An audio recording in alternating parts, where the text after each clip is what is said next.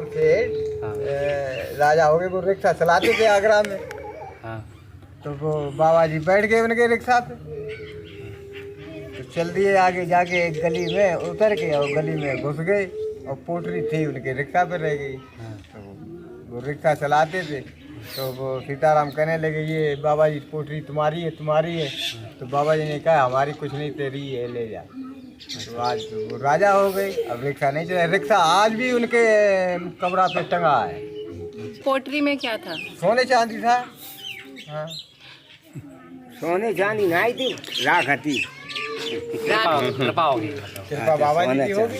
अरे का ज्यादा आपकी अकीदा है, उनकी दुआ ले पास ले ले, ना ले पास कुछ बात नहीं। सच्चे मन से जो बाबा से गया झोली पसार के, वो भर के ही आया।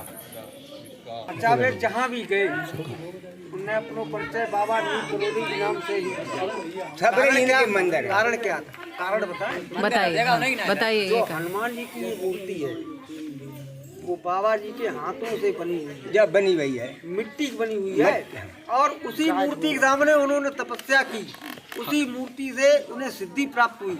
हनुमान जी के साक्षात दर्शन उनको इसी उन्होंने मूर्ति ये में कहा हुए। कि हमें आज अगर कुछ प्राप्त हुआ, नीम करोड़ी प्राप्त हुआ, हम जो भी हैं नीम करोड़ी बदौलत, तो इसीलिए हर जगह बाबा नीम करोड़ी के नाम से ही।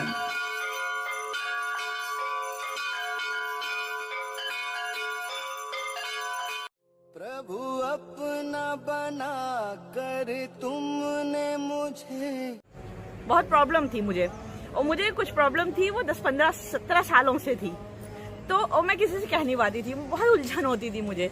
तो मैं एक दिन गई, अभी पिछले रक्षाबंधन के दिन, मैं सब भाइयों को एक साथ राखी बांधती हूँ। मैं गई और उन्होंने कुछ मुझसे कहा, तो मैं बाबा मेरे सामने ठीक फोटो में थे और मैं आंसू मेरे आंखों में थे। मैंने कहा बाबा ये बड़ी दुविधा की घड़ी है, मैं ये करूं कि नहीं करूं, मेरा मन गवारा नहीं कर रहा है। तो फिर मैंने उनका नाम लिया, प्रणाम किया, फिर मैंने वो काम किया। और उस दिन का दिन है और आज का दिन है, वो जो मेरी प्रॉब्लम थी वो गायब है। और वो जिससे मैं 17-18 साल से सारे डॉक्टर्स को दिखा चुकी और सब कुछ कर चुकी, वो नहीं हटी थी और वो अब दूर हो गई। उसके बाद से एक छोटी चीज़ें मेरी ऐसे सॉल्व होती गई हैं कि मुझे पता ही नहीं कि जो है वो कैसे होता है। रोज़ जो हूँ हरिओम शरण जी का वो सुनती हूँ भजन, जब काम करती रहती हूँ मैं लगा देती हूँ। उसके बाद मुझे एक फ़ोन आया, मैंने फ़ोन उठाया, अननोन नंबर था। तो एक बुजुर्ग से थे, उन्होंने मुझे फ़ोन किया। मैंने बोला कि हेलो, तो वो उन्होंने मुझसे बोला कि हेलो कौन बोल रहे हो? तो मैंने कहा कि मैं लखनऊ से बोल रही हूँ। तो वो बोले क्या ये बलवंत है क्या, तुम बलवंत के हो क्या? और पीछे से मुझे हनुमान जी की जो है वो गाने की भजन की आवाज़ आ रही थी। मैंने कहा नहीं यहाँ तो कोई बलवंत नहीं रहते हैं। तो बोले अच्छा ठीक है, और फिर उन्होंने फ़ोन काट दिया। तब मुझे थोड़ा सा एहसास हुआ कि वो आवाज़ जैसे बुजुर्ग की थी, शायद बाबा ने ही मुझे अपनी तरफ बुलाने के लिए कॉल किया था। और वो दिन है, तब से मैं इन लोगों को पता है, अपने घर वालों को बोलती हूँ मुझे डराना मत। बाबा ने मुझे बलवंत नाम दिया, जैसे सबको नाम देते हैं, वो उन्होंने मुझे बलवंत बोल के जो है बुलाया। और बस ये अनुभव है और बहुत सारे अनुभव हैं। जो बाबा से जुड़ेंगे उन सभी पर बाबा की कृपा होगी और सब विशेष कृपा रही बाबा जी। हमको तो स्कूल के लिए फीस के भी पैसे दिया करते थे, जाओ कमल के नीचे ही निकाल देते। हमको कितनी बार दिए हैं, बल्कि अभी भी उनका दिया हुआ 1 रुपया शायद मेरे पास होगा अभी। हाँ, प्रसाद के लिए है, प्रसाद के लिए अगर बाबा जी जान जाएंगे कि इसको प्रसाद का लालच है, और दो इसको भर के दे दो, टोकरी भर के दे दी। महाराज अंतर्यामी थे, गेट से ही कोई ऐसा महान आदमी कोई आ रहा, एक बार गवर्नर को नहीं आने दिया उन्होंने, गवर्नर को दर्शन करने के लिए यहाँ मंदिर नहीं आने दिया। उन्होंने कहा अपना उल्लू सीधा करने के लिए आते हैं साले, हाँ नहीं है कह देना। चमत्कार को नमस्कार है, बाबा जी कुछ नहीं, दुनिया में चमत्कार को नमस्कार है। ऐसे चमत्कार दिखाए जो आदमी असंभव समझता था वो संभव किए। यही कारण है कि हर आदमी उनका सच से। बताती हूँ कि अभी कुछ दिन पहले मुझे पता चला था कि मुझे गाल ब्लैडर में स्टोन है, ठीक है, और अनलिमिटेड है, पूरी ऊपर तक भरी हुई थी, जो स्टोन होता है ऊपर तक भरे हुए थे। लेकिन बाबा की ऐसी महिमा रही कि मुझे इतनी सी भी तकलीफ नहीं हुई, इतना सा भी दर्द नहीं हुआ, एहसास नहीं हुआ मुझे इस चीज़ का कि मेरे अंदर स्टोन है। वो बाई चांस मैं ऐसे ही चली गई डॉक्टर गया, तो डॉक्टर ने बताया आपको इस तरह से ये चीज़ें हैं। अब मैंने फिर उसके बाद डिसाइड करा कि इसको बिना दवाइयों के ठीक करेंगे। तो बिना दवाइयों के लिए हमने बहुत प्रयास करे, एलोपैथिक भी खाई, होम्योपैथिक भी खाई, सब कुछ करा, पर कोई फायदा नहीं हुआ उस चीज़ का। इनसे मैं कहती थी कई बार ऑपरेशन कराने के लिए, ये ऑपरेशन कराने को तैयार नहीं। क्यों? पता नहीं डर लगता था इन्हें। ऑपरेशन तुम्हारा डर इनको लगता था, क्योंकि ये सर्जरी है, एक सेंसिटिव सर्जरी है, तो ये लगता था कि कुछ दिक्कत ना हो जाए। पर इससे पहले जब हम आए थे तो पता नहीं बाबा ने इनको कैसी शक्ति दी कि इन्होंने अपने आप कह दिया कि हाँ चल तू ठीक है, ऑपरेशन करा ले। मैं ऑपरेशन कराने गई, आप यकीन नहीं मानेंगे, मैं ऑपरेशन थिएटर में अंदर गई और मैं इतना मतलब खो चुकी हूँ कि मुझे ये नहीं पता मैं करवाने क्या आई हूँ। जो डॉक्टर थे पता नहीं इस चीज का सब लोग विश्वास करेंगे या नहीं करेंगे, जो डॉक्टर थे उनका साक्षात चेहरा मुझे बाबा जी का दिख रहा था। अच्छा। साक्षात चेहरा, लंबी कद हाइट उनकी, और चेहरा बिल्कुल यही लगा हुआ, सुपारी सूट पहन रखा उन्होंने, और मैं देख के हैरान हो गई। और मैं अंदर जाके ये सोच रही हूँ मैं यहाँ करवाने क्या आई हूँ।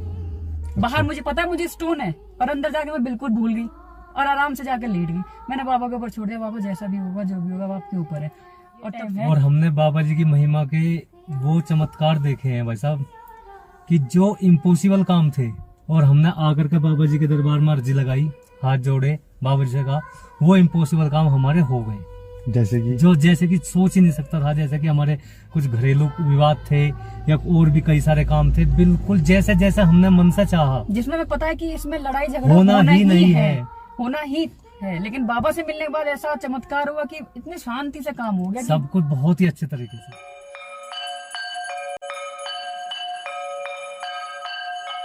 महाराज जी देखिए, संत कहें या अवतार कहें उनको, वो तो मनुष्य के बीच में एक लीला करने आए थे। मैं तो उनको यही समझती हूँ कि उनका कोई रूप नहीं था। जहाँ भी जाते थे अपना रूप भी बदल लेते थे। रूप बदल लेने का मतलब ये है कि कहीं भी गए हैं, कोई कष्ट में है, तो कोई दूसरा रूप करके उसको मदद कराई। बाद में लोग वो समझेंगे कि वो तो बाबा जी आए थे। अपार शक्ति थी। हनुमान जी के अवतार में बताते थे लोग, कोई जैसी दृष्टि वैसी सृष्टि, जैसी दृष्टि वैसी सृष्टि। Neem Karoli Baba is a Hanuman avatar. Hanuman ji.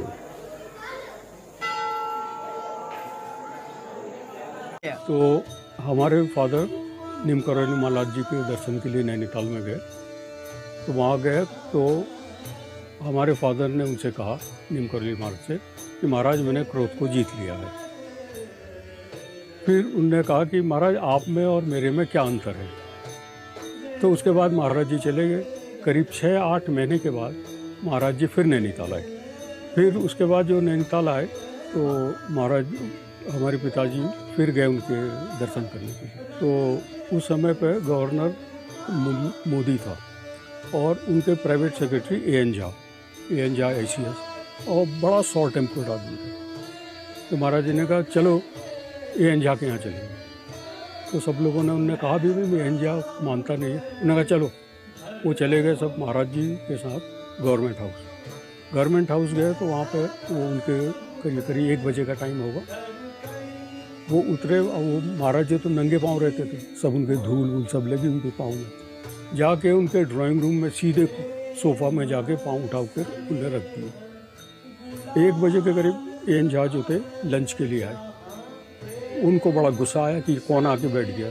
तो उन्होंने अंग्रेजी में गालियाँ देनी शुरू कर दी और get out from my room, how you dare to enter my room. तो महाराज अब हमारे पिताजी को उस समय गुस्सा आ गया। तो वो ए.एन. झा की कॉलर पकड़ने के लिए चले गए। और उस समय तो टाई वाई सब पहन के जाए, कॉलर पकड़ने के चले गए। वो जैसे ही उनको पकड़ रहे थे तो महाराज जी का चलो छोड़, तुमसे क्या कर रहे हो, चले यहाँ। तो सब पूरी के पूरी जितने भक्त थे वो सब वहाँ से चले आए। तब महाराज जी ने उनसे कहा कि एक दिन तूने पूछा था मेरे में और तेरे में क्या फ़र्क है, यही तेरे में मेरे फ़र्क है। गाली उसने मुझको दी, तू क्यों उसको मारने के लिए दौड़ा।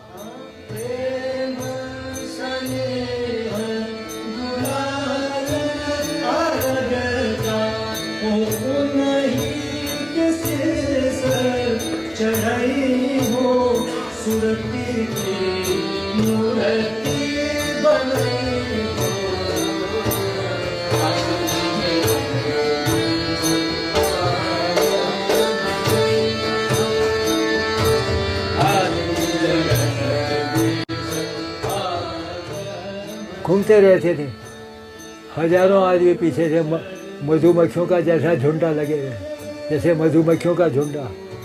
50 थालियों में खाना आता था, एक चम्मच वाले नींद में नहीं थे। तो उन्होंने नींद को जीत रखा। सबसे बड़ी बात यह है, नींद को जीतना भारी है। भूख तो आदमी जीत सकता है, नींद को जीतना बहुत। तो मैंने 1953 में 22 दिन 22 रात रहा उनके साथ। तो मैंने सोते हुए नहीं देखा, सोते नींद में नहीं देखा। बस ये चमत्कार सबसे पहला। मैं भी 22 दिन जगे रहा। मेरे ऊपर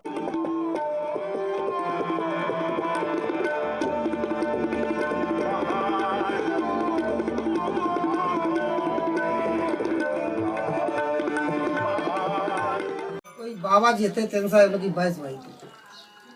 तो 22 में उन्होंने कही आंधी है लेकिन कोई नुकसान नहीं करे।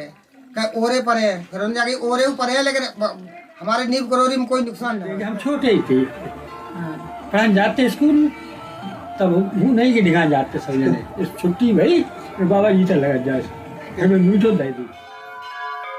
इनकी खासियत तो ऐसा है कि देखिए बाबा 1912 में आए थे। 1912 से 1935 तक उन्होंने अखंड तपस्याएं किया है और उसके बाद जो है 35 में उन्होंने भंडारा बहुत बड़ा यज्ञ किया और भंडारा किया। उसके बाद वो यहाँ से चले गए। जब 8 साल थी उस समय बच्चों के साथ खेला करते थे, लेकिन एक दिन रात को अपने पिताजी से बोले कि आज हमारे यहाँ डकैती पड़ेगी।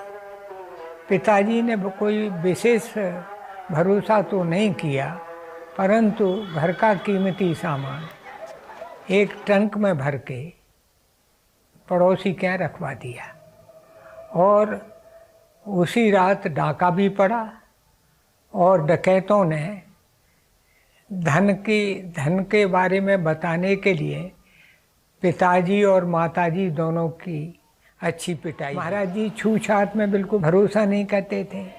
जब उनका जाटवों का कुआं खराब हो गया तो उन्होंने कहा हमारे कुएं से पानी भरो, और इस तरह से क्या हुआ कि अधिकतर लोग जो थे वो महाराज जी के फेवरेट थे और उसका नतीजा ये हुआ कि 7 टर्म तक बराबर प्रधान बने। वो आते थे, यही सबसे बड़ी बात होती थी यहाँ के लोगों के लिए। भीड़ लग जाती थी इस घर में। एक बार मौसी जी ने कहा, महाराज जी कहाँ घूमते रहते हो, यहाँ हमारे घर तो आते ही नहीं हो। ने बाबा इतने बड़े संत, उनको वो डांटने का अधिकार रखती थी। तो महाराज जी कहने लगे, मौसी मैं तो तेरे दरवाजे पर ही पड़ा रहता हूँ। मतलब यहाँ हर समय उनकी प्रेजेंस। तो मौसी तो बहुत ही रो पड़ी। इतने प्यार से कहते थे मुझे रोटी नहीं मिलेगी इस घर में अगर मैं नहीं ला पाऊंगा। ये उनका प्यार मैं देख नहीं पाई थी, ऐसे प्यार से कहते थे। और वही हुआ कि मेरी शादी IPS से हुई, मेरे आगे बच्चों की लड़की की शादी IAS से हुई। उनको अगर सेवा करी भी फादर ने तो उसका इतना रिटर्न देंगे ये हमने कभी नहीं सोचा। एक बड़ा अचंभा रहता था, उनके साथ साक्षात अन्नपूर्णा चलती थी। क्योंकि मेरे घर में जितना खाना बना है, एक पहले पतीली में बनती थी दाल, उसी में महाराज जैसे ही आते थे जीना चढ़ के और सब लोग 20 जने आ जाते थे, उनको खाना खिलाओ सबको। तो थाली में खाना जब दिया जाता था तो महाराज सबको खाना खिलाओ, सबको खिलाते थे। एंड में मेरी मदर उस पतीली से खाना खिलाती थी जिसमें पूरा 20 जने खाना खा लेते थे और ख़त्म नहीं होता था। कितना छोटा था पतीली? बहुत छोटी थी, जिसमें मुश्किल से 5 आदमियों का खाना बनता था और 20 आदमी 30 आदमी खाना खा लेते।